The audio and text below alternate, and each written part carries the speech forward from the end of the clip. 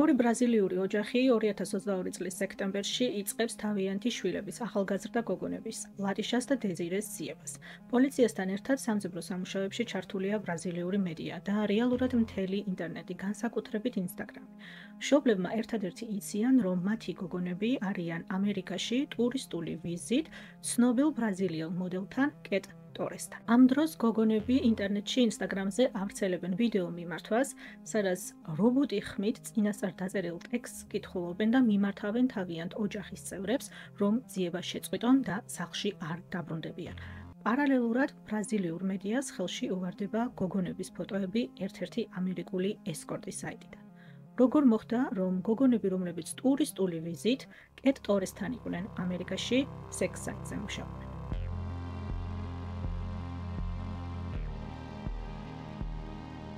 კეტ ტორესი, კატიუშა ტორესი დაიბადა 1992 წლის 24 ოქტომბერს ჩრდილოეთ ბრაზილიაში, ქალაქ ბელემში, ერთ-ერთ ძალიან ხარიბ ოჯახში. მამას ალკოჰოლის პრობლემები ჰქონდა. ოჯახში მუდმივად კონფლიქტური სიტუაცია იყო. მამა ძალადობდა დედაზე, კეტზე და ასევე მის უფროს დაზე. კეტი ყველაზე პატარა იყო, მას ძალიან ხშირად ტოვებდნენ სახლში, ყურადღების გარეშე, საჭმლის გარეშე, დღეების განმავლობაში შიმშილობდა. მოკეთ ძალიან მძიმე პირობებში იზრდებოდა. ერთხელ პატარაობისას ნათელმხილველმა კეტს უთხრა, რომ განსაკუთრებული მომავალი ელოდა, რომ განსაკუთრებული ძალა ჰქონდა, რომლითაც შეძლებდა, რომ პირდაპირ ანგელოზებს დალაპარაკებოდა და მათგან მიეღო ინსტრუქცია, როგორ უნდა წარემართა თავისი ცხოვრება და ასევე ამ ძალის ხმის დახმარებით შეძლებდა, რომ სხვებსაც დახმარებოდა თავიანთი მიზნების მიღწევაში.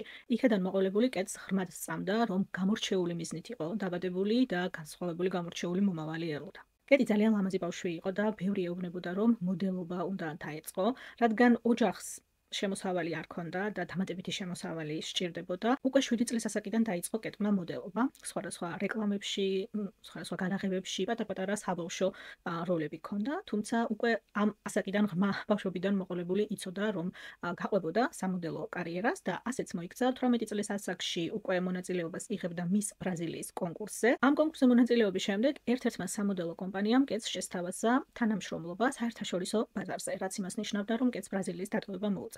ფინანსური ინტერესი, რა თქმა უნდა, პირველი, მაგრამ ასევე დიდი мотиваცია, რომ ეს წინადადება, ეს შემოთავაზება მიიღო, იყო ის, რომ თავის ტოქსიკურ ოჯახს დატოვებდა, თავის მოძალადე მამას დატოვებდა და შეძლებდა დამოუკიდებლად დაეწყო თავისი ცხოვრება, ამიტომ დასთანხმდა ამ შემოთავაზებას კეტი და ასე დაიწყო მისი საერთაშორისო სამოდელო კარიერა, მსოფლიოს სხვადასხვა ქვეყნებში, ულამაზეს ადგილებში, ბევრ საინტერესო კამპანიებში იღებდა მონაწილეობას. სხვათა შორის პრინც როის ვიდეო კლიპშიც იღებს მონაწილეობას, სიმღერისთვის შექმნილ ვიდეო კლიპში, რომელიც სპეციალურად ფორსაჟისთვის დაიწერა, ანუ ფორსაჟის ერთ-ერთი ფილმის საუნდტრეკია.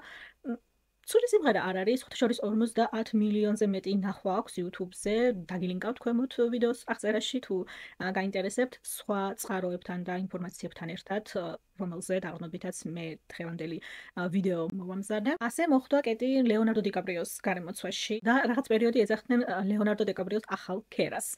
როგორც ვიცით, ჩვენს ლეოს განსაკუთრებით უყვარს ტოპ მოდელები და კეტი როგორც ჩანს ერთ-ერთი ასეთი იყო, თუმცა შემდეგ მოგვიანებით როგორც გაირკვა, რეალურად არც არაფერი არ ყოფილა. ერთმანეთს შეხვდნენ კანის კინო ფესტივალზე, ერთ-ერთ ხამის კლუბში და რეალურად ერთადერთი წყარო, რაზე დაყრდნობითაც ეს ჭორები წამოვიდა, არის პაპარაცული ძალიან ცუდი ხარისხის ფოტო, რომელიც ხამის კლუბშია გადაღებული, სადაც ლეონარდო და კეტი ერთმანეთის გვერდით დგანან. სულ ეგ არის. თერწმუნებული ვარ, ლეონარდოსთვის ამას არც არანაირი მნიშვნელობა არ ქონია, მაგრამ არა კეტისთვის.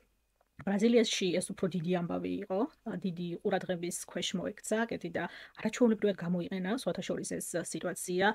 ერთ-ერთ სატელევიზიო შოუშიც კი ყავდათ მიწვეული, სადაც ზუსტად ლეონარდოსთან ურთიერთობის შესახებ საუბრობდა. მოკლედ, წარმატების მეტი არაფერი მოუტანია და ცნობადობის მეტი არაფერი მოუტანია ამ ვითომ და ლეონარდოსთან ურთიერთობას კეტისთვის. და კიდევ უფრო მეტი წარმატების მომტანი იქნებოდა ეს სიტუაცია, რომ დაჩენილი იყო ბრაზილიაში, მაგრამ გადაწყვიტა, რომ სამსახიობო კარიერის დაწყება უნდოდა, რადგან მაინდა-მაინც არ იყო თავისი სამოდელო კარიერით კმაყოფილი. ძირითადად უმეტეს შემთხვევაში იღებდნენ საცვლების და საცურაო კოსტუმების კამპანიებში, რაც არ უყვარდა. ამიტომ გადაწყვიტა, რომ სამსახიობო კარიერა დაეწყო და ამისთვის უნდა დაეწყო სამსახიობო კურსები. და ნუ რა თქმა უნდა, ამერიკა და ლოს-ანჯელესი ამისთვის იდეალური იყო და თავიდან გადავიდა ნიუ-იორკში საცხოვრებლად. 2013 წელს ნიუ-იორკში გაიცნო ლუზარ თუარსკი, რომელიც მისი ახლო მეგობარი და მეზობელი იყო, ერთად ცხოვრობდნენ აპარტამენტებში. BBC-ს დოკუმენტურ ფილმში, რომელიც კეტსი აქვთ მომზადებული, საიდანაც მე ამ ვიდეოს მომზადების იდეა გამიჩნდა, სხვათა შორის ამ BBC-ს დოკუმენტურსაც დაგილინკავთ აუცილებლად ქვემოთ ვიდეოს აღწერაში. მეც ვიყენებ რაღაც ვიდეოებს, მაგრამ ძალიან არ მიყვარს სხვისი ვიდეოების განსაკუთრებით სხვისი კონტენტის გამოყენება ჩემს ვიდეოებში. მე ვიცი ეს რამხელა შრომაა მსგავსი ვიდეოების მომზადება, ამიტომ ძალიან მცირე პატარ-პატარა მონაკვეთებს თუ საერთოდ ვიყენებ ხოლმე, ძირითადად მაინც ფოტოებს, მაგრამ როცა ვიდეოებს ეხება საქმე, განსაკუთრებით ვცდილობ, რომ მაქსიმალურად მცირე მონაკვეთის ვიდეოები გამოვიყენო ხოლმე. სრულ ვერსიას აუცილებლად დაგილინკავთ ქვემოთ ვიდეოს აღწერაში.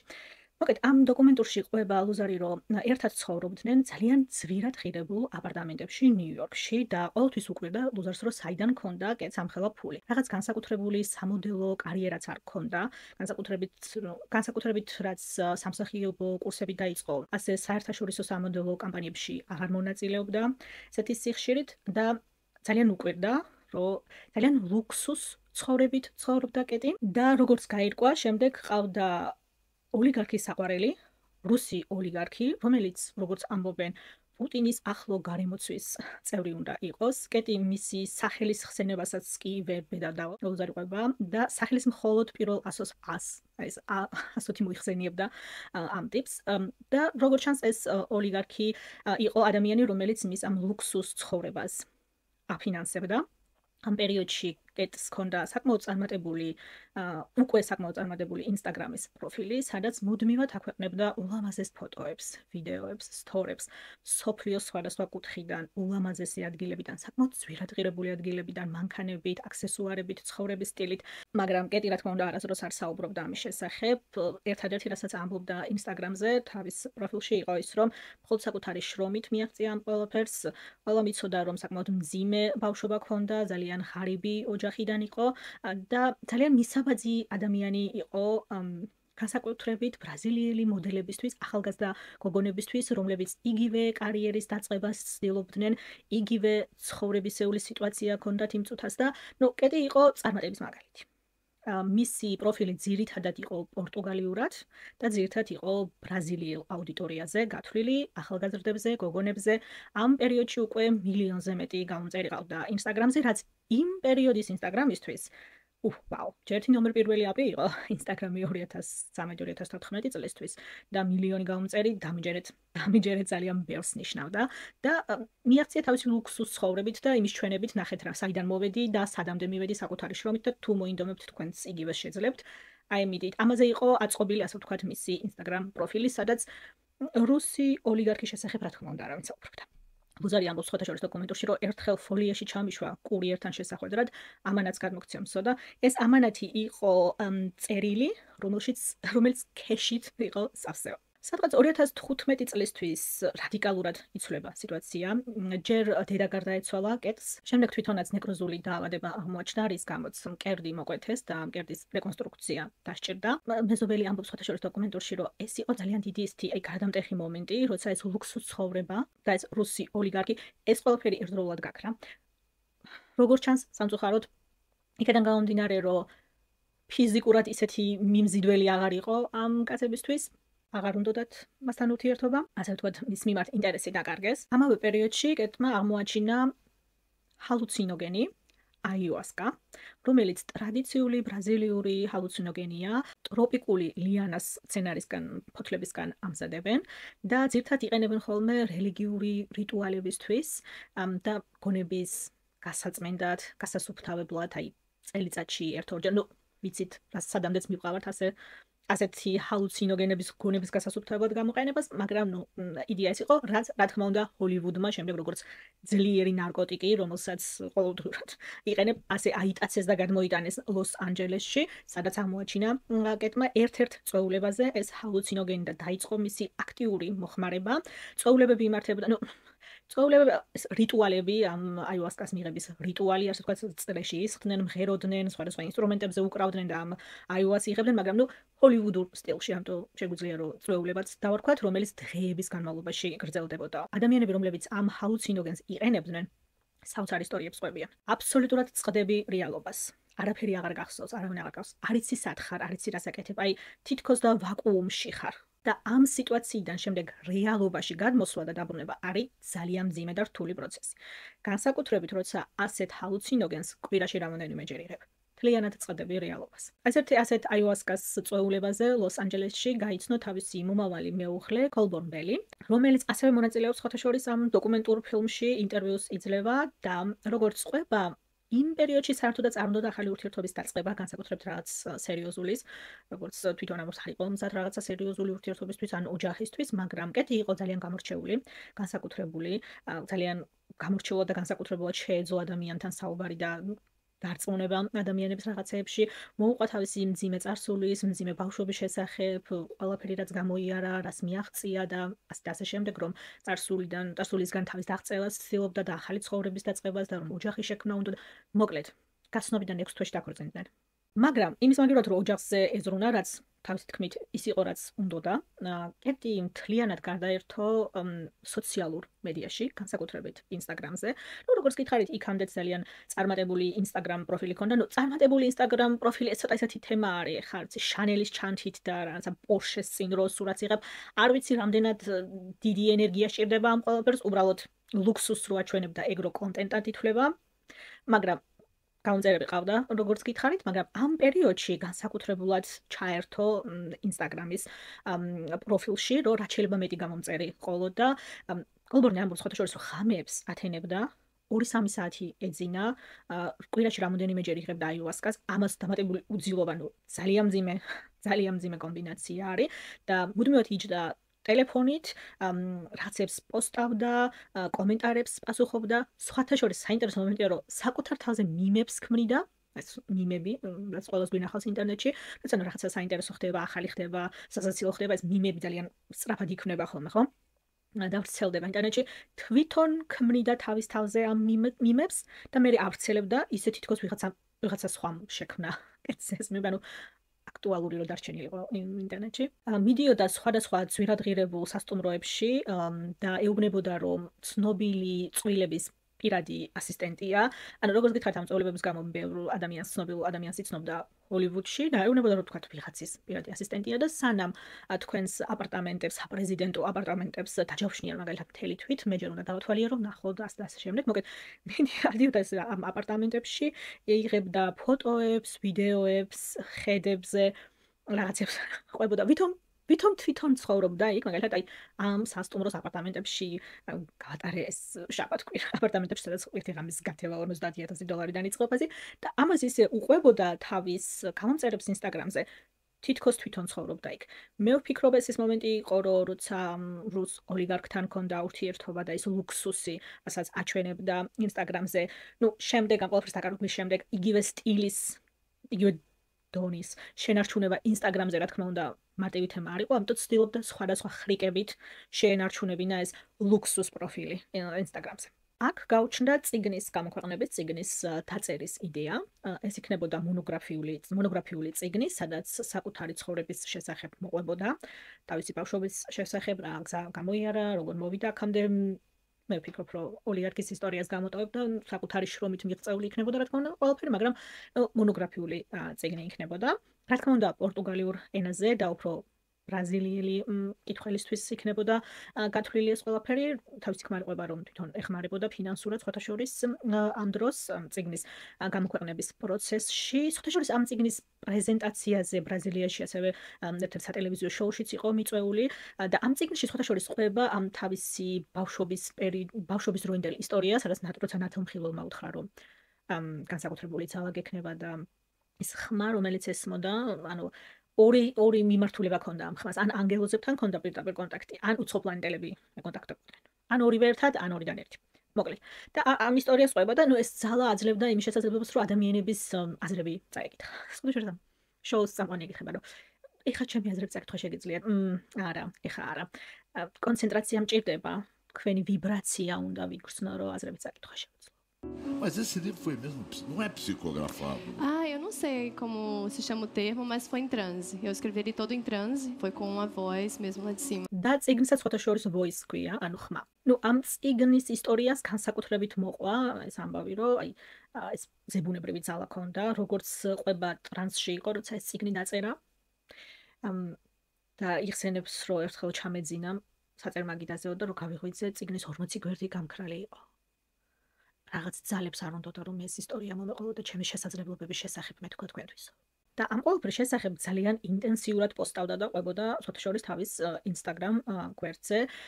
ინსპირაციას იღებდა სხვადასხვა რელიგიებიდან, როგორც თავისი ქმარი ყვება კვირაობით მიდიოდა ბრაზილიაში, სხვადასხვა ტაძრებში, ეკლესიებში, სხვადასხვა რელიგიის წარმომადგენლებთან, სხვადასხვა მოძღვრებთან ჰქონდა საუბარი და მათგან, რეალურად თვითონ ახალს არაფერს არ იგონებდა, ის რასაც სხვადასხვა რელიგიებში ხედავდა, განმოქმდა და თავისას არქმევდა.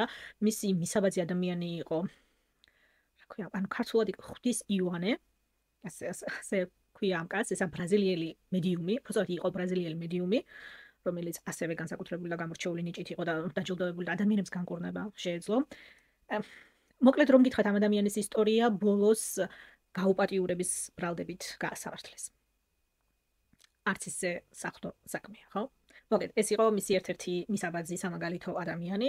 მეორე იყო ტონი რობინსი, ეს არის ამერიკელი life coach-ი, ცხოვრებისეული მწვრთნელი, არ ვიცი, ზუსტად თარგმნიან თუ არა საერთოდ ქართულად თუ პირდაპირ life coach-ს ამბობენ, რომელიც ასევე მისთვის მისაბაძი ადამიანი იყო და უნდოდა რომ თვითონაც გამხდარიყო life coach-ი. ანუ ისედაც ეს თავისი სამოდელო კარიერა დიდად მაგით მაყოფილი მაინც არ იყო.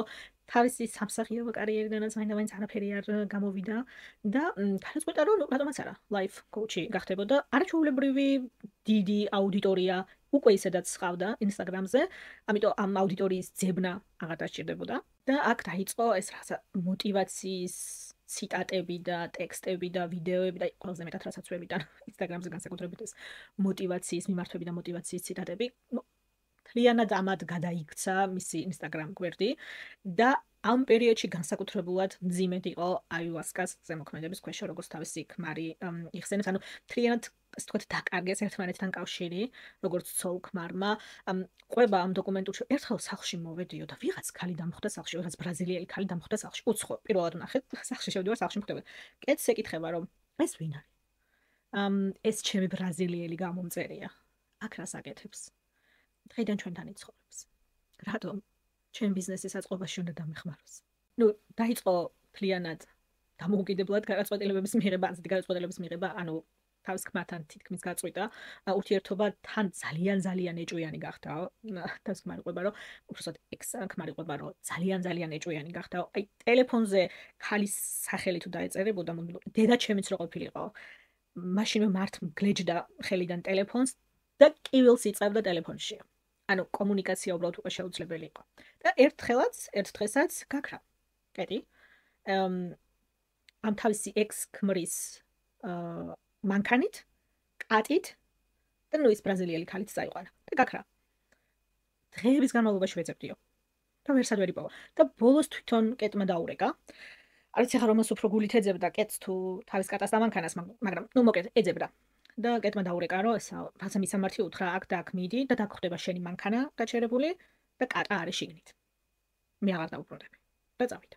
ასე დამთავრდა მათი ოჯახის ისტორია. და რა უნდა გააკეთო, როცა შენი ცხოვრება ესე იშლება და ოჯახი გენგრევა და ესეთ გარდამტეხ მძიმე პერიოდში ხარ შენი ცხოვრების, life coach-ობა უნდა დაიწყო, რომ სხვებს ასწავლო, როგორ უნდა იცხოვრონ და აწყონ თავიანთი ცხოვრება. იდეალური დრო ასეთი რაღაცისთვის ზუსტად ეს გააკეთა კეტმაც. აქ შეიქმნა სპეციალური საიტი, სპეციალური კურსებით, რომლის ფასებიც სხვათა შორის თქვენთვის ჩანიშნული მაქვს.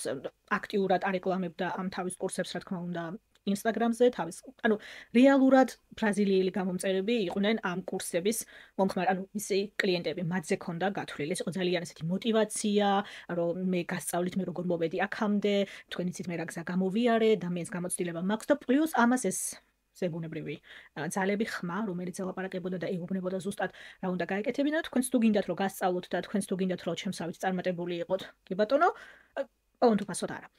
კურსის აბონემენტი თვიურად იყო $73, ან მთელი წლის გეგმა თუ გინდოდა $700. ერთი პირადი ვიდეო კონსულტაცია კეტთან ღირდა $150. მოკლედ სერიოზულ ფულს აკეთებდა განსაკუთრებით თავისი მძიმე ბავშვობის ისტორიის გამო, რომელზეც დაუსრულებლად საუბრობდა და თავისი ბრაზილიელი გამომწერები, რომლებიც ასევე ღარიბი ოჯახიდან იყვნენ და ცდილობდნენ როგორმე თავი დაიხსიათ ამ სიღარიბისთვის, ძალიან დიდ კავშირს გრძნობდნენ კეთთან, რაღაცა საკუთარ თავს აიგივებდნენ და ადარებდნენ და მათი გურუ და იდოლი იყო და მართლა შეეროდათ, რომ ყველაფერი, რასაც ამბობს კეტი, არის 100%-იანი სიმართლე, იმიტომ რომ შეხედეთ.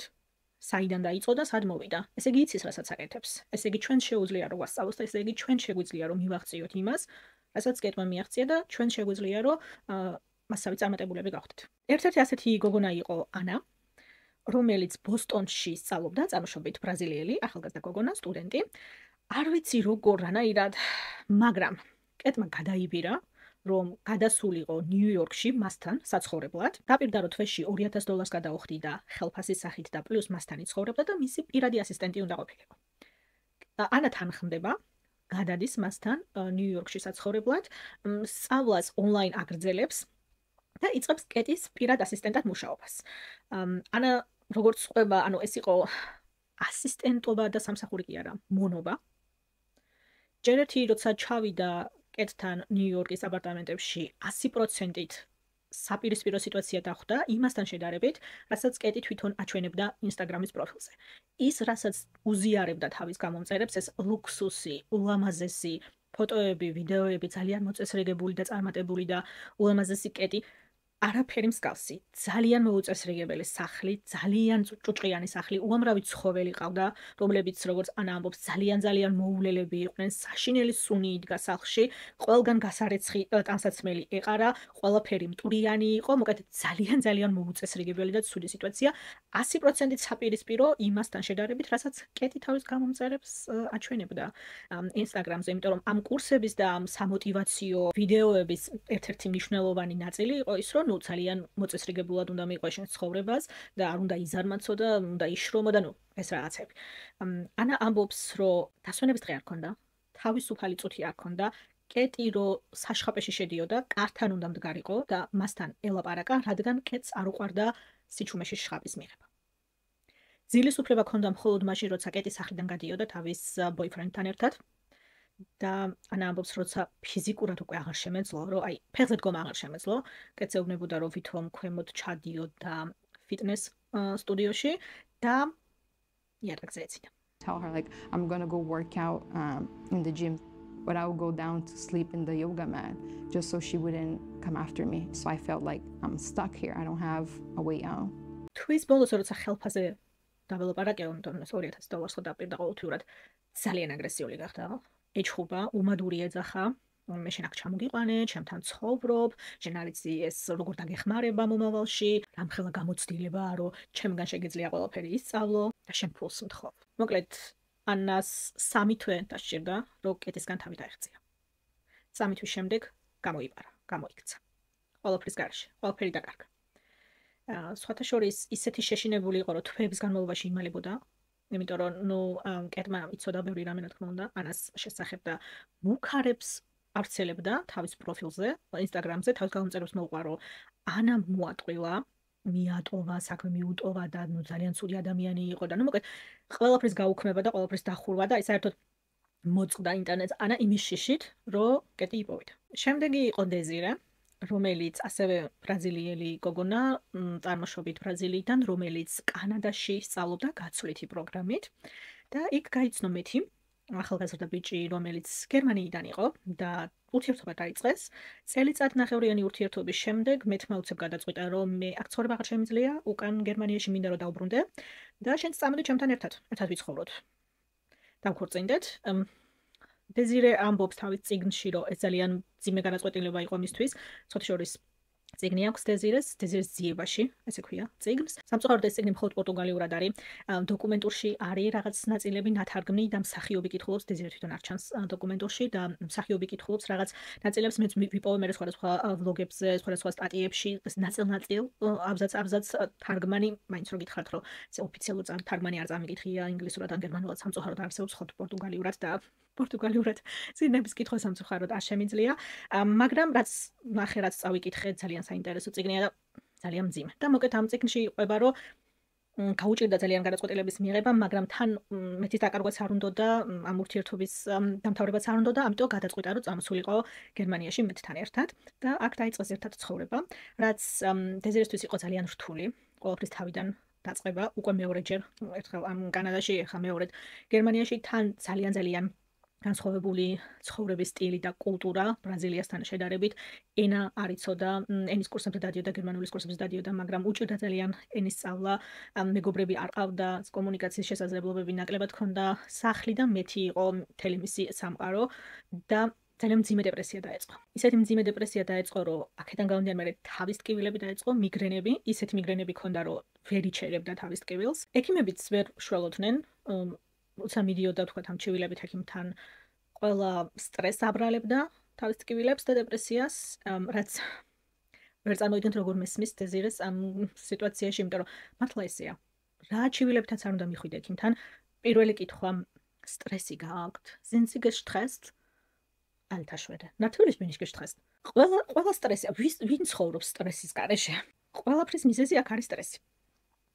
და ნუ მოკეთ ექიმებიც ვერ შველოდნენ და თავისმა ბრაზილიელმა მეგობარმა ურჩია სოთა შორის, რომ ეს არის კეტი კეტორესი, შეგიძლია ინსტაგრამზე იპოვოთ და ნუ იმას აქვს კურსები, თერაპია და ზებუნებრივი ძალაც აქვს, ნუ ალტერნატიული მედიცინა, რომ მიმართო ახლა ალტერნატიულ მედიცინასაც, იმიტომ რომ ნუ თანამედროვე მედიცინამ ვერაფერი გიშველა და იქნებ ეს ამან მაინც დაგეხმაროს და ნუ დეზირეს დასაგარგიც არაფერი აღარ მქონდა უკვე და იყიდა მოკლედ კეტის კურსები და სოთა შორის ეს ერთ-ერთზე პირადი ვიდეო კონსულტაცია კეტისთან და როგორც ამბობს რამოდენიმე კურსის თერაპიის შემდეგო თავის ტკივილები მომეხსნა. ანუ თვითონაც ისე არ ამბობს, რომ იცი რა კეტმა გამკორნა, მაგრამ მე ვფიქრობ, რომ ეს თერაპია ადამიანთან საუბარი შენს მშობლიურ ენაზე, შენც ემიგრანტი ხარ, ისიც ემიგრანტია, ერთ ენაზე საუბრობთ, ერთი კულტურიდან მოდიხართ. მე ვფიქრობ, ამან სტრესი მოუხსნა და აქედან გამომდინარე შემდეგ თავის ტკივილებიც მოეხსნა. სპეკულაცია, მაგრამ რატომღაც მგონია, მოკლედ ამან 100% დაარწმუნა დეზირა იმაში, რომ კეტს ჰქონდა ზებუნებრივი ძალა. კეტი, რასაც იყო და იყო 100%-იანი სიმართლე. მოკლედ ერთ-ერთი ასეთი კურსის დროს ვიდეო ზუმით, ანუ ზუმით ჰქონდათ კონტაქტი, კეტი ეკითხება, რაზე გინდა რომ ვისაუბროთ. ჩემს ქმარზე მეც, იმიტომ რომ დეპრესიიდან გამომდინარე და თავის ტკივილებიდან გამომდინარე, მოკლედ ერთმანეთთანაც ძალიან დაეძაბათ ურთიერთობა და დეზირეუბნება, რომ იქნებო თერაპია დავიწყოთ ერთად, იმიტომ რომ ძალიან რთული სიტუაციაში ვართო. კეტი თხოვს, რომ ფოტო მაჩვენე მეთისა. უყურებს კეტი ამ მეთის ფოტოს და არ მოეწონა კეტს მეტი.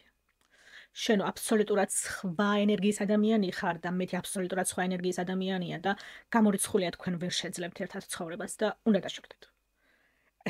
დეზირე შოკში იყო, იმიტომ რომ ფიქრობდა რომ რაღაცა კურსებს ურჩეოდა და რაღაცა თერაპიას ურჩეოდა. არა თერაპია, არ მიხვიდეთ თერაპევტთან გერმანიაში, იმიტომ რომ თქვენ ახლა მან შეხვდებით რა თქმა უნდა გერმანელი თერაპევტი, რომელიც მეთის მხარეს დაიჭერს და შენ გაგამტყუნებს ყველაფერში. არ ვიცი კეთს რა წარმოუდგენია თერაპია რა არის და როგორ ფუნქციონირებს, მაგრამ ოკეი. მოკლედ ამ კურსებით დააჯერა მართლა დეზირე, რომ მეთთან უნდა შეეწყვიტა ურთიერთობა, რომ მისი მომავლისთვის ესე იყო საჭირო.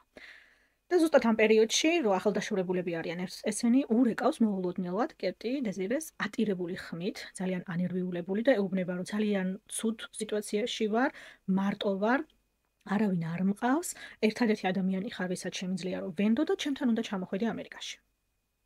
ნუ დეზირე ძალიან გაკურებული იყო, თავიდან ვარი უთხრა, მაგრამ იმდენ ხანს მელაპარაკაო, 2 საათიანი ვიდეო ზარის შემდეგ უკვე ბილეთები მქონდა ჩემთვის დაჯავშნილი. ეს ხდება უკვე 2022 წელს, კეტი უკვე მეორედ არის გათხოვილი ზაკზე, 21 წლის ზაკზე და ნიუ-იორკიდან ერთად გადავიდნენ ტექსასში, ოსტინში საცხოვრებლად. კერძო სახლი ჰქონდათ, დიდი კერძო სახლი, სადაც ერთად ცხოვრობდნენ. იქ უკვე ახალი ასისტენტი ყავდა, რომელიც ასევე გაიქცა სხვათა შორის, ისიც არ ჩანს დოკუმენტურში, მაგრამ ეს ანახო გვახსოვს ნიუ-იორკიდან ტექსასში კიდე ყავდა ერთი ახალი ასისტენტი, რომელიც ამბობს სხვათა შორის, რომ ვიდეო ჩანაწერია, მე მგონი ხმის მხოლოდ ისიც შეცვლილი დოკუმენტურში, რომ როგორ იმალებიან და როგორ ეშინიათ ამ ქალებს დღემდე ვერ წარმოიდგენთ. არც ერთი აი სახეც კი არ ჩანს არც ერთის დოკუმენტურში, ხმად შეცვლილი, აი არ ვიცი. და ტელეფონზე გავიგონე ერთხელ, რომ ვიღაცა ბრაზილიელ გოგონას ელაპარაკებოდაო, რომ ჩამოდიო აქ ჩემთანო და სამსახურს დაგაწყებინებო და ფული რომ უნდა გადმოერიცხა წინასწარ ბილეთებისთვის და რაღაც მოკეთ. მანდ მივხვდიო, რომ სადღაც ძალიან არასწორ ადგილას მოვხვდიო და გაიბარა, გაიქცა. ანუ დეზირე ჩადის კეტთან ამერიკაში ტურისტული ვიზით, წესით სამთვიანი ვიზით, არა ნიუ-იორკში, არამედ უკვე ტექსასში, კერძო სახლში და სხვადასხვა ამ სახლსაც აჩვენებენ, მეზობელი აძლევს ინტერვიუს ამ დოკუმენტურში და საინტერესო მომენტია ეს მეზობელი დგას ამ სახლის წინ ინტერვიუს დროს და ძალიან უცნაური ხალხი იყო, ძალიან უცნაურად ცხოვრობდნენ, მუდმივად რაღაცა გამხმარი მცენარეები და რაღაცები ეკიდა ყველგან სახლის გარშემო და ეს ვუდუ თოჯინებიო. და ეს ვუდუ თოჯინები უჭირავს ხელში. ანუ ოკეი, მესმის რომ ეს ის ვუდუ თოჯინა არ არის, რომელიც კეთს ქონდა. ნუ იმედი მაქვს რომ ეს ის ვუდუ თოჯინა არ არის, რომელიც კეთს ქონდა, მაგრამ გააგდე ხელიდან. ბეცდი. დგას ამ ვუდუ თოჯინებით ისე აძლევს ინტერვიუს, მოკედა. საინტერესო მომენტი იყო. გოგოები მარტო დეზირი არ იყო სახლში. გოგოები ხმას არიღებდნენო, რომ დავინახავდით და გამარჯვებას ვეტყოდითო. ასე ცივი თვალებით პაშტერდებოდნენ და ხმას არიღებდნენო. მე ძალიან არავინ არ ეკარებოდა, ხო იცით, აი ჰოლივუდურ ფილმებში რო არის სახლი, რომელსაც არავინ არ ეკარება. აი ესეთ ადგილად იყო ქცეული კეტის სახლი. თავის წიგნში წერს დეზირი რო ჩავედიო, ოთახში შემიყვანა კეტმა, სადაც ალტარი ჰქონდა მოწყობილიო, გამხმარი მცენარეებით და ვუდუ თოჯინებით და სანთლებით, მოკლედ ჰელოუინის აქსესუარებით. და მოუყარო მე აქ ლოცულობ, აქ ველაპარაკები ხმას და აქედან ვიღებ იმ ენერგიას, რომელთაც თქვენ ყველას დაგეხმარებით და ჩვენ ყველანი ერთად ვიქნებით წარმატებულები. პასპორტი რა თქმა უნდა ჩააბარაგეთს. ამიტომ საშიში იყო, თუ აქ დარჩენა და მუშაობა უნდა და პასპორტით არ უნდა ეღლო ქუჩაში, იმიტომ რომ ვიღაცას ალბათ პოლიციას რო გაეჩერებინა და ენახა პასპორტი, მაშინ უნდა დეპორტებდნენ. ასე იპოვა ერთადი გოგონა, რომელიც წესით იოგას ინსტრუქტორი იყო ბოსტონში და სამწუხაროდ სამსახური დაკარგა და კეტის ერთ-ერთი ლაივი ნახა ინსტაგრამზე, სადაც მოუწოდებდა თავის გამომწერებს, რომ იცი რა შეგიძლიათ ჩემთან ჩამოხვიდოთ, მე სამუშაოს გიშოვნით და შეგიძლიათ ჩემთან იცხოვროთ და ჩემ ფარველობის ქვეშ იქნებით. ეს გოგო ყვება, რომ იცი რა არაფერი აღარ მქონდაო და საკარგი, იმიტომ რომ უსახლკაროდ ვიყავი დარჩენილი სამსახურის გარეშეო. სამშობლოს ის ბრაზილიიდან იყო და ბოსტონიდან ჩავიდა ოსტენში, ტექსასში, კეტისთან. წესით უნდა დახმარებოდა თავისი ბიზნესის აწყობაში, მაგრამ ამის ნაცვლად უბრალოდ სახლში მოსამსახურად ვიქეციო, 24 შვიდზე უბრალოდ სახლის ლაგებაში ვიყავიო. და ამ პერიოდში ავრცელებს ამ სამი გოგოს ფოტოებს ინსტაგრამის პოსტზე და თავის თავს ეძახის ჯადოქრების witches, ანუ ქართულად ჯადოქარი, მაგრამ ცოტა ესე შეესწავლენ ქართულად ჯადოქარი, შამანების რაღაცა, ანუ მოგეთ witches, რაც არის ინგლისურად, ეგ სიტყვა რო განვითარგოთ სწორად ქართულად, მაგრამ ვიცი რომ ეს ჯადოქარია, უბრალოდ ჯადოქარს მე მგონი ქართულში ცოტა მაინც უფრო სხვა გაგებით. არც მოგეთ რა მნიშვნელობა აქვს. და რომ ეს თავისი ჯადოქრების შამანების კლანის წევრები იყვნენ და რომ მოუწოდებდა თავის ახალგაზრდა გამომწერ გოგონებს, რომ ეს ჩვენი კლანია და თუ ჩვენ შემოგვიერთდებით, იქნებით ჩვენი ფარველობის ქვეშ. და მისი სოციალური მედიაც 100%-ით გადაერთო ამ თავის კლანზე, ამ თავის ზებუნებრივ ძალებზე, ხმაზე, რომელიც ესმოდა, რას ელაპარაკებოდა, რა უნდა გაეკეთებინათ მის გამომწერებს, მოკლედ იმდენად ვიდეოებიც არის ახლა მე რაც ვნახე და ვუსმინე, ისე ლაპარაკობს, ვერ იგებ რაზე ლაპარაკობს საერთოდ, ვერ იგებ რას ამბობს, რა უნდა საერთოდ, რას მოუწოდებს ამ ხალხს.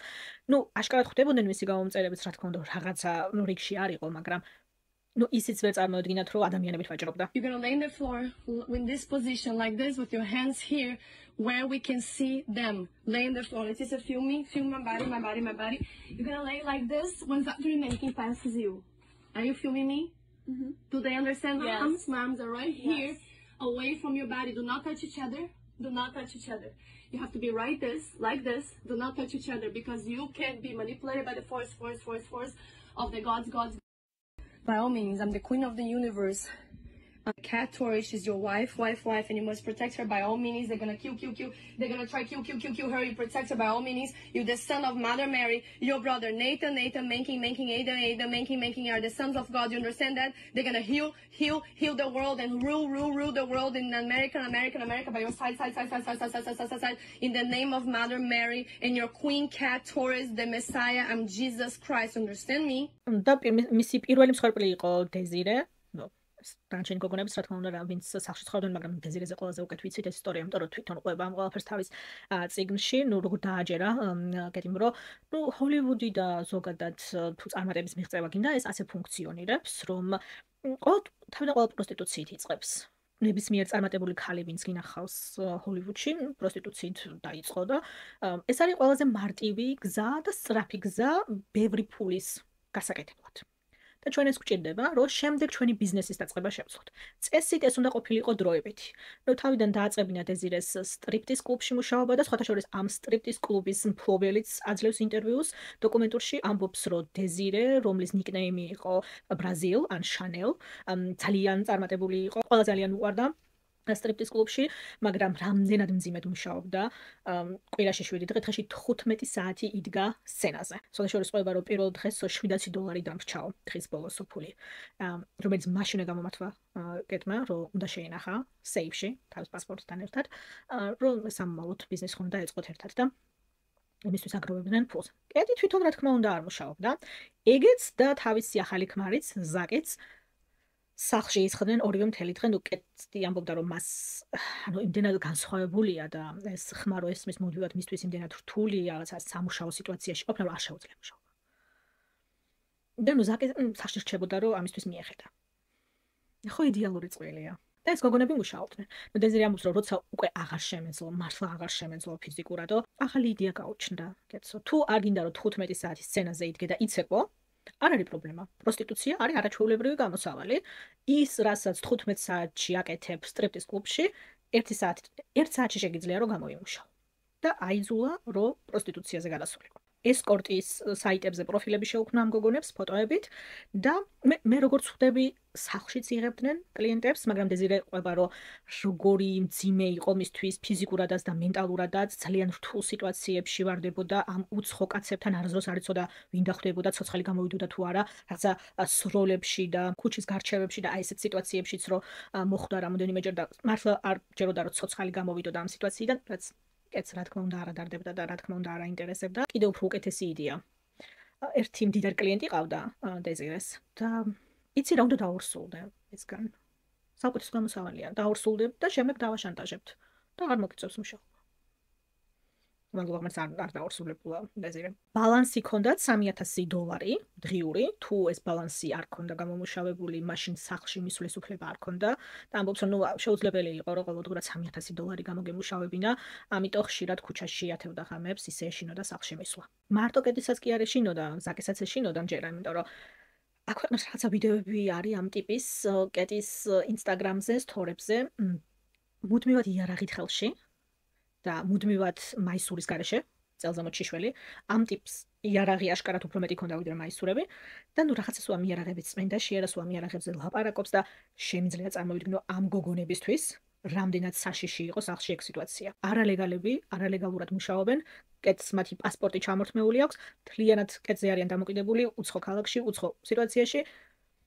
და სახლში ეს ზაკი დგას იარაღით. 2022 წლის სექტემბერში, ანუ რამოდენიმე თვის შემდეგ, იწყებენ ამ გოგონების ლატიშეს და დეზერეს ოჯახის წევრები მათ ძებნას პოლიციას მიმართავენ, იმიტომ რომ ანუ წესით ტურისტული ვიზიტი იყვნენ ეს გოგოები ამერიკაში, კი იცოდნენ სადაც იყვნენ, მაგრამ ამოიწურა ეს ტურისტული ვიზის დრო დავადა, ხო?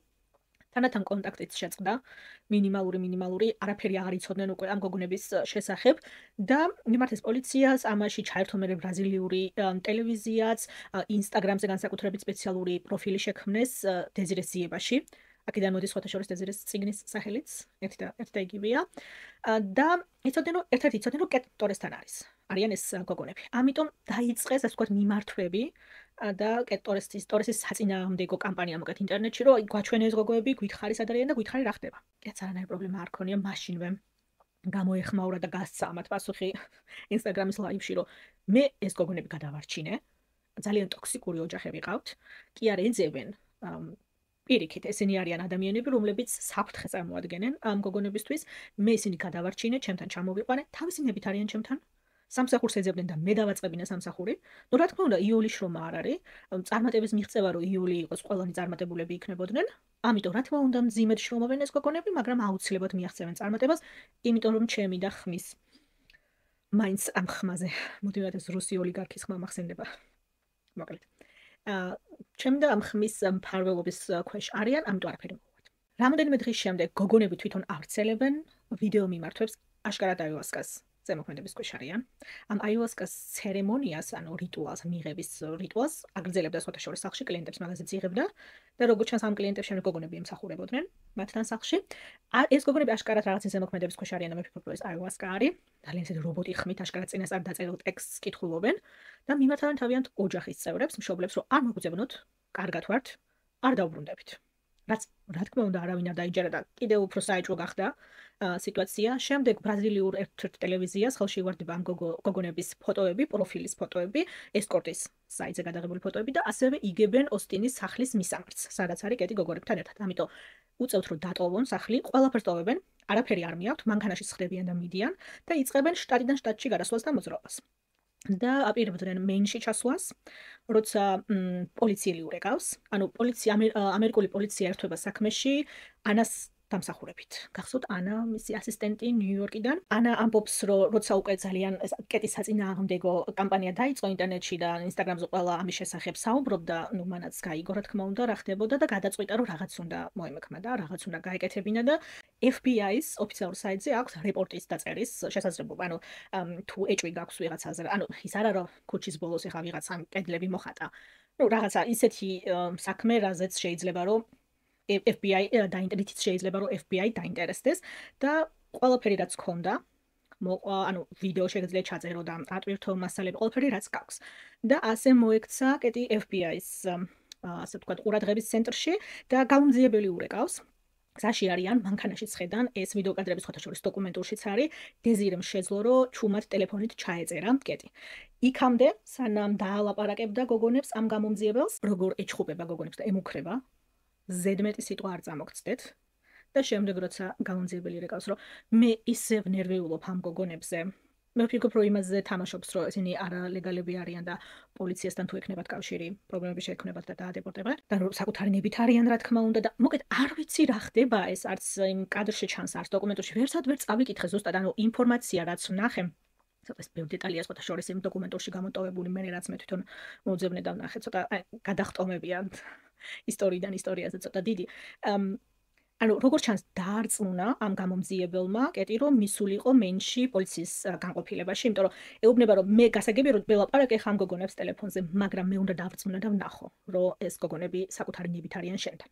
არ ვიცი როგორ დასთანხმდა კეტი, შეიძლება ის მომენტიც იყო რომ ეხლა რამდენი ხანს უნდა ყოფილიყვნენ ესე მოძრაობაში ქუჩაში და ну რატომღაც მგონია რომ ისეთი ეგოს პატრონია ეს ქალი, რომ მართლა შეეროდა რომ ვერანაირ ვერაფერს დააკლებდა და ამ თავისი ხმის და ზებუნებრივი ძალის მართლა შეეროდა, ალბათ არ ვიცი რომ ესე შევიდოდნენ და მე ესე უბრალოდ გამოვიდოდნენ ისევ ერთად პოლიციის განყოფილებიდან, არ ვიცი, ვერ გეტყვით როგორ მოახერხა ani პოლიციელმა თუ გამომძიებელმა, მაგრამ ნუ მივიდნენ ყველანი ერთად პოლიციის განყოფილებაში და როცა გოგონები ჩამოაშორეს უკვე კეთს და ცალკე დაკითხვის პროცესი დაიწყო, რა თქმა უნდა ყველაფერი მოყვეს გოგოებმა, ზუსტად როგორ იყო, რა იყო, რა ხდებოდა და დეზირე ამბობს სხვათა შორის, ანუ პატიმრობაში დატოვეს, რა თქმა უნდა ყველანი სანამ გაირკვეოდა სიტუაცია, დეპორტაცია უნდა მომხდარიყო, იმიტომ რომ ამერიკის მოქალაქეები არ იყვნენ, ყველანი ბრაზილიის მოქალაქეები იყვნენ და დეპორტაციის პროცესი უნდა დაწყებულიყო, მაგრამ ნუ სანამ ეს ყველაფერი მოხდებოდა, თითქმის 2 თვე მე მგონი მეინის პოლიციის განყოფილებაში იყვნენ და დეზირე ყვება თავის წიგნში, რომ ბოლომდე არ მეჯერა, ამ მომენტამდე არ მეჯერა, რომ მე მსხვერპლი ვიყავი. რომ კეთს კარგი განზრახვა არ ქონდა და ეს ყველაფერი რაღაცას არ ემსახურებოდა. როცა ანუ კავშირი გავწყვიტე კეთთან და საკუთარ თავთან მარტო დავრჩი და ეს საუბრები პოლიციელებთან და დერეფანში რომ ჩავიარევ პოლიციის განყოფილებაში ერთ დღეს, სადღაც 50 დღის მერე მე მგონი ესე წერს, რომ პოსტერი იყო გაკრული კედელზე, როგორ აღმოვაჩინოთ, ანუ ამოვიცნოთ ადამიანებით ვაჭრობის ნიშნები, ანუ მსხვერპლი. და ეს პუნქტები რო წავიკითხე, საკუთარ თავი ამოვიცანიო. წარმოგიდგენიათ, რამხელა ფსიქოლოგიური ზემოქმედების ქვეშ იყო ეს ადამიანები და კეტის ზემოქმედების ქვეშ. რომ რეალობას ვერ აღიქვავდნენ. მე ვფიქრობ, რომ აიუასკას მიიღება და რეალობას მოწყვეტა, იმიტომ რომ ასე რა თქმა უნდა უფრო მარტივი ადამიანებს ისაკეთებინო, ნარკოტიკების ზემოქმედების ქვეშ, რაც შენ გინდა რომ აკეთებინო. მაგრამ რეალურად ციხეში მიხვდნენ გოგონები, რომ თურმე მსხვერპლები იყვნენ. იმიტომ რომ ის ტრადიციული ნიშნები, რაც ასეთ ადამიანების ვაჭრობას და სექს ვაჭრობას ეხება, ანუ ასეთ დროს წარმოგვიდგენია რაღაც დიდი მიწისქვეშა ორგანიზაცია, მაფია, ქუჩური დაჯგუფება, რაღაცა მაღალ ჩინოსნებამდე რომ მიდის ბოლოს საქმე, ძაფ ჰოლივუდის ფილმში. არასწორად არ გამიგოთ, უმეტეს შემთხვევაში ეგრეც არის, მაგრამ ანუ ვერ წარმოედგინა, რომ რადგან სახლიდან გასვლის უფლებას აძლევდა კეტი, ნუ მუშაობდა, რისი მუშაობაც შეეძლო, ეხა არალეგალი იყო, სხვა რა სამსახური უნდა გაეკეთებინა, ხო, თქვათ, ესკორტად მუშაობდა, სტრიპტიზ კლუბში მუშაობდა. ესკორტად მუშაობა, პროსტიტუცია ტექსტაში ისე აკრძალულია, ხა მაგაზე არ არის აუცილებელი მაინც არალეგალს ეხებოდეს საქმე, მაგრამ ანუ მეც ისედაც რას იმუშავებდნენ, ხო?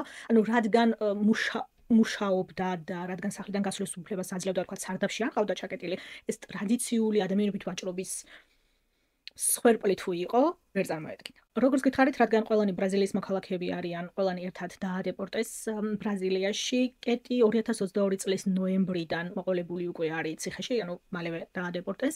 ამ დროის განმავლობაში 20 სხვა ქალი გამოჩნდა ბრაზილიელი გოგონები, რომლებიც კეტს ფინანსურ თაღლითობაში ადანაშაულებენ, როგორც ჩანს ამ კურსების გამო, ან იმათაც დაპირდა, რომ ჩემთან შეგიძლიათ ჩამოხვიდეთ ამერიკაში და ვიზის ფული და არ ვიცი ზუსტად როგორ არის, მაგრამ 20 ქალი კიდე გამოჩნდა ზუსტად ამ თაღლითობის ბრალდებით. პირველი სასამართლო პროცესი იყო დეზირეს საქმეში, რომელიც სამწუხაროდ დახურული საქმე იყო და დეტალები არ გახმაურებულა. 2024 წლის ზაფხულში 3 სხვადასხვა ბრალდებით ადამიანებით ვაჭრობა, მონური შრომის პირობები და სამედიცინო თაღლითობა. 8 წლიანი პატიმრობა მიუსაჯეს კეტს, რაც 3 ასეთი ბრალდებისთვის მე ცოტა სასაცილოდ მეჩვენება 8 წელი. არ ვიცი შეება არაჰუმანური იყოს ახლა რასაც ვამბობ, მაგრამ სასაცილოდ მეჩვენება 8 წელი ასეთ რაღაცაზე. BBC-ს გადამღები ჯგუფი იყო ამ დოკუმენტურისთვის ბრაზილიაში ჩასული ციხეში ინტერვიუ აიღეს კეტისგან სხვა შორის, რაც ძალიან საინტერესო ინტერვიუ იყო. კეტი რა თქმა უნდა დანაშაულს არ აღიარებს, რა თქმა უნდა უდანაშაულოა. სასამართლო პროცესის დროს იმდენი ტყუილი მოვისმინეო, ბოლოს უკვე სიცილს ვეღარ ვიკავებდიო. ჟურნალისტები ეხება თუ დამნაშავე არ ხართ, მაშინ რატომ გიტოვებთ მოსამართლე ციხეში? იმიტომ რომ ეს ადამიანები ეუბნებიან, რომ მე ვარ საშიში, რომ ეს საზოგადოებისთვის საშიში ვარ, რომ მე შემიძლია ადამიანების აზრები შევცვალო, ზემოქმედება ვიქონიო, ერთს ფიქრობენ და მეორე ვაფიქრებენ. და შეგიძლიათ? არ ვიცი. შემიძლია? იმედია შემიძლია. Why is the judge keeping you in prison if you don't Because deserve the to be people here? are saying that I am a problem outside, that I can take the minds of the people and change them. People are saying I am a fake guru, but at the same time, they're also saying that I'm so real and so dangerous that I can take his mind or whoever mind and change his mind. This is written in my paper, so I'm only talking what is written in my paper. It says she is a danger to society because she can change people's mind with her words. She can too. Can you? Can I? You tell me, can I? I hope I can. ამ ინტერვიუს დროს ამბობს, რომ ზოგი ადამიანი ტალანტის გარეშე იბადება, ზოგი ყველანაირი ტალანტით. მე ვფიქრობ, მეც სწორედ ასეთი ვარ. მე შემიძლია ბევრი რამე გითხრა, ბევრი რამე მოგიყვე, მაგრამ შენ რას დაიჯერებ, ეს შენი გადასაწყვეტია. მე შეიძლება გითხრა, რომ მე ღმერთი ვარ, მაგრამ შენ ჩემში ღმერთს დაინახავ თუ ეშმაკს, ეს შენი გადაწყვეტილება.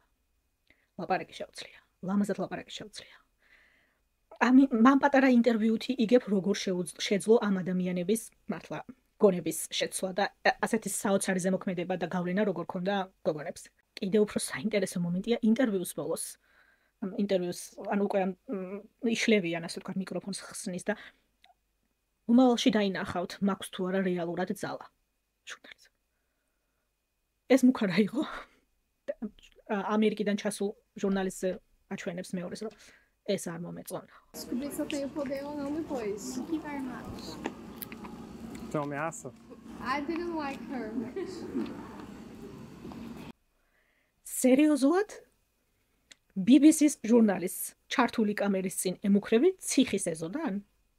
ამ ქალის ego? მოსამართლის გადაწყვეტილებით ინტერნეტის გამოყენების უფლება არ აქვს ციხეში, მაგრამ ყველა ამბობს ფოტოშორის დოკუმენტურშიც ვინც ისაუბრა და ის სტატიებიც რაც წავიკითხე, ყველა ერთსა და იმავე იძახის, რომ ციხეში გასაგებია, მაგრამ 8 წელი არც ისეთი დიდი დროა, საკმაოდ ახალგაზრდა ქალია. კეტი ციხიდან გამოსვლის შემდეგ ვინ დაუშლის, რომ ინტერნეტზე წვდომა არ ქონდეს, რომ მარტივად შეუძლია იგივე გაიმეოროს და გააკეთოს, რაც ერთხელ უკვე გააკეთა. ისე ვიპოვოს ადამიანები, რომლებიც დაუჯერებენ, რომელსაც მოუყვება, რომ მედიუმია და ზებუნებრივი ძალა აქვს და ხმა ესმის და ადამიანები, რომლებიც ეს ისტორია არ იციან. ზაკს რაც შეეხება თავის ქმარს, ამ ბოლო ორ ისტორიაში ეს ქმრების თემები რაღაცა ძალიან ისე გრჩება ხოლმე ბოლოს. ზაკს რაც შეეხება, რადგან ზაკი ამერიკის მოქალაქეა და სასამართლო პროცესი ბრაზილიაში მიმდინარეობდა, ზაკს არაფერი არ შეეხებია.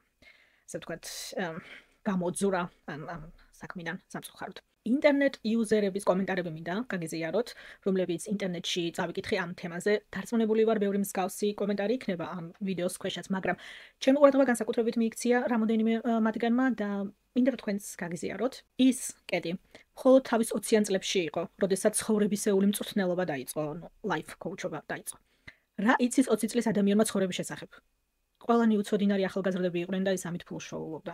უცნაურია როგორ შეიძლება რომ კლიენტები მას ენდობოდნენ. მე ვფიქრობ, სწორ აუდიტორიას და კლიენტურას თუ იპოვი, ყველაფერს გაყიდვა შეიძლება. კეტიღით და იმედს, მომავლის რწმენას ადამიანებზე, რომლებიც ცხოვრების ყველაზე მძიმე ეტაპზე იყვნენ და ყველაზე მეტად სჭირდებოდათ ეს იმედი. ეს კომენტარი არის კიდე განსაკუთრებით საინტერესო. სულიერ პასუხს ვეძებდი, ანუ ჩემს მენტალურ პრობლემებზე პასუხს ვეძებდი და ამიტომ ინსტაგრამზე შევედი, ღმერთო ჩემო. არაფრის თქმა არ შემიძლია გარდა იმისა, რომ დავითანხმო ამ კომენტარს, სხვებს უნდა დავადანაშაულებთ. ეს კარგს არაფერს მოგვიტანს გარდა იმისა, რომ რეალური დამნაშავედან კეტისგან ყურადღება ამ გოგონებზე გადმოვა, რაც არასწორია. წაქცეულ ადამიანს რო ფეხი არ მივაყოლოთ, ხო ხდებთ რას? ანუ სხვერპლს ნუ დავადანაშაულებთ, მაგრამ ძალიან სწორი კომენტარია. ძალიან სწორი კომენტარია. ეს კომენტარი არის იმისთვის, რომ სამომავლოდ აღარ შეგვეშალოს და აღარ მოხდეს რაღაც მსგავსი, რომ ადამიანები, რომელსაც ეს ინტერნეტში ვხედავთ, ავტომატურად არ ჩავთვალოთ, რომ ყველაფერი რაცაც გვეუბნებიან 100% ავთენტური და სწორია. შემდეგი, არ გამიკვირდება თუ ამ ციხეში სექტა შექმნა. კი. არც მე არ გამიკვირდება. საერთოდ არ გამიკვირდება. ორ წინადადებას ვუსმინე მაგ ქალის და საერთოდ არ გამიკვირდება. და ბოლო კომენტარი, რომელიც ჩემ დღევანდელი ვიდეოს იდეას გადმოსცემს ზუსტად, ჩემი მიზანი რაც იყო, რისთვისაც დღევანდელი ვიდეო მოვამზადე, ბავშვებს სკოლაში უნდა ასწავლონ, რომ უცხო ადამიანების გაღმერთება არასწორია. მე ვფიქრობ ამ კომენტარით ყველაფერია ნათქვამი. როგორც უკვე გითხარით, რატომღაც წარმოგვიდგენია ასეთი დანაშაულის დროს რაღაცა დიდი ორგანიზაცია, რაღაც ადამიანები, რომელსაც განსაკუთრებული ძალა აქვთ და თანამდებობები აქვთ და განსაკუთრებული ფული აქვთ და ასე შემდეგ. მაშინ როცა ბრაზილიელი სუპერმოდელი, რომელსაც მილიონზე მეტი გალომწერი ყავდა უბრალოდ ინსტაგრამზე და რაღაცა live coaching-ის კურსები შექმნა და ხალხს მოუყარო მედიუმია და ხმა ესმის და უცხო პლანეტელებს ელაპარაკება, დაარწმუნა 20-მდე ქალი, რომ ჩამოდით ჩემთან. ჩემთან იცხოვრეთ, გამუშავებთ. კურსები აყედინა, $100 გადაახდებინა ქალებს, რომლებსაც ისედაც არაფერი არ ქონდათ. იმიტომ რომ ეს ადამიანები, ეს გოგონები საკუთარ თავს აიგივებდნენ კეტთან, მის წარსულთან, მის ბავშვობასთან. მე ვფიქრობ, კეტ ტორესის საქმე იდეალურად გვიჩვენებს, რამხელა ძალა და გავლენა შეიძლება გქონდეთ ამ ინფლუენსერებს ინტერნეტში, რომლებსაც ვაღმერთებთ, ბრმად მივყვებით, ბოლომდე ვენდობით და ვფიქრობთ, რომ იმას, რასაც სოციალურ მედიაში ვხედავთ, 100% ავთენტურია და იდეალურად აჩვენებს, რამდენად საშიში შეიძლება იყოს ეს პარასოციალური ურთიერთობა ინტერნეტში გაცნობილ ადამიანებთან, რომლებსაც რეალურად არ ვიცნობთ.